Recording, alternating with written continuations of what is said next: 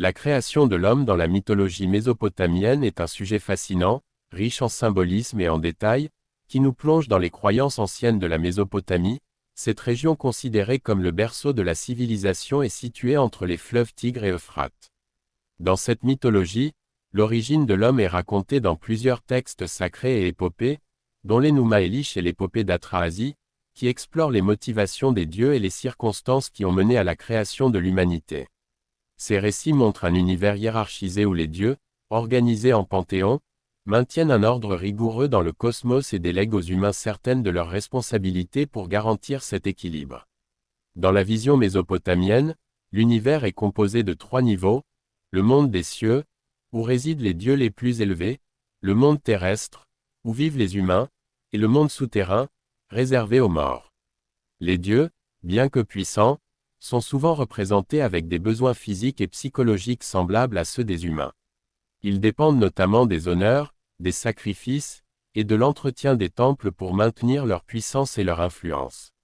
Cependant, les tâches nécessaires pour maintenir ce monde en ordre deviennent progressivement épuisantes, même pour les divinités de rang inférieur.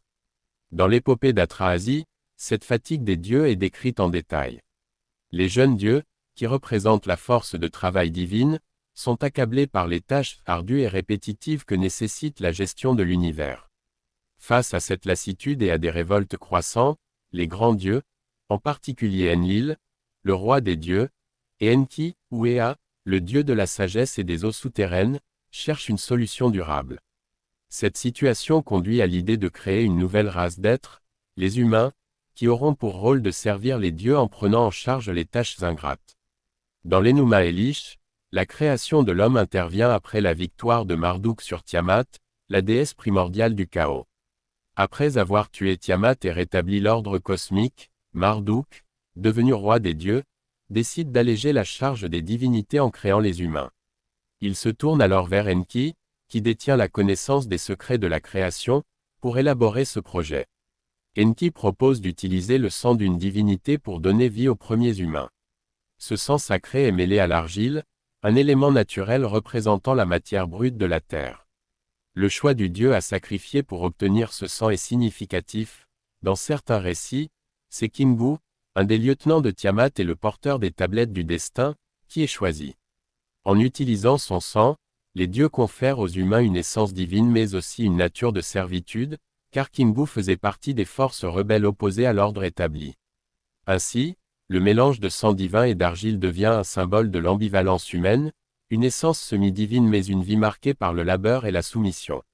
Cette création de l'homme à partir de l'argile et du sang d'un dieu est également un acte rituel, qui confère aux humains une mission sacrée de service et de fidélité envers les dieux.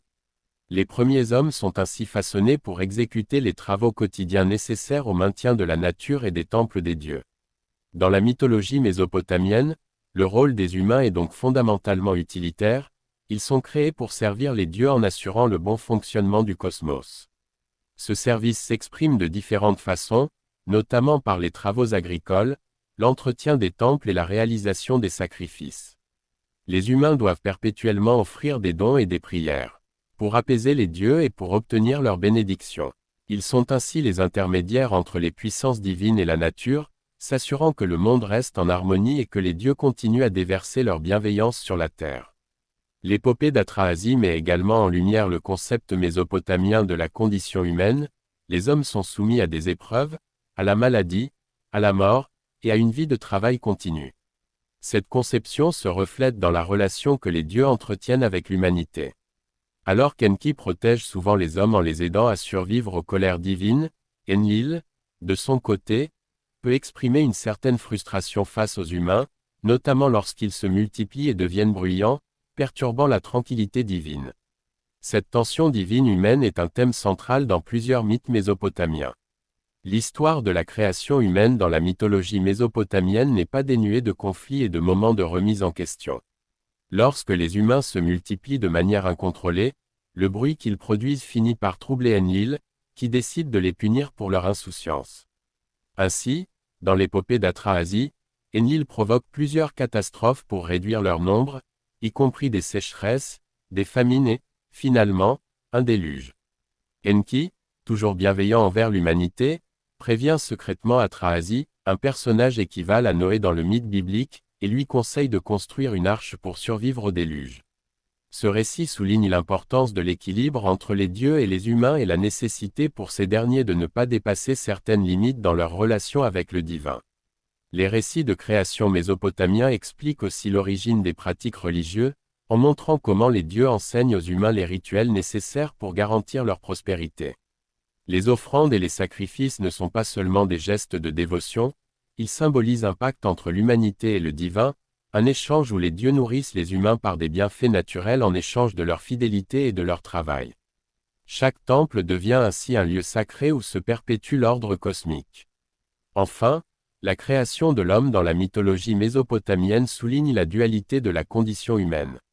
Bien que les humains possèdent une parcelle de la nature divine par le sang des dieux, ils sont condamnés à une existence marquée par la souffrance, le travail et la mortalité. Ce destin, souvent interprété comme une punition pour les erreurs de Kingu ou comme une nécessité pour alléger la charge divine, fait des hommes des êtres liminaux, à la fois proches des dieux par leur essence et condamnés à une vie difficile en raison de leur rôle de serviteurs. Ainsi, les mythes de la création en Mésopotamie reflètent une vision complexe de l'homme, vu à la fois comme une extension des dieux et comme un serviteur dont le rôle est de maintenir un équilibre essentiel dans le cosmos. Cette vision de l'humanité n'est pas simplement mythologique, elle est aussi philosophique, offrant une réflexion sur la place de l'homme dans l'univers, ses devoirs, et les relations de dépendance qui le lient aux puissances cosmiques. En somme, l'homme est à la fois béni et condamné, élevé par son essence mais soumis par son destin, reflet des volontés et des caprices divins dans un monde où l'ordre dépend de l'harmonie entre le céleste et le terrestre.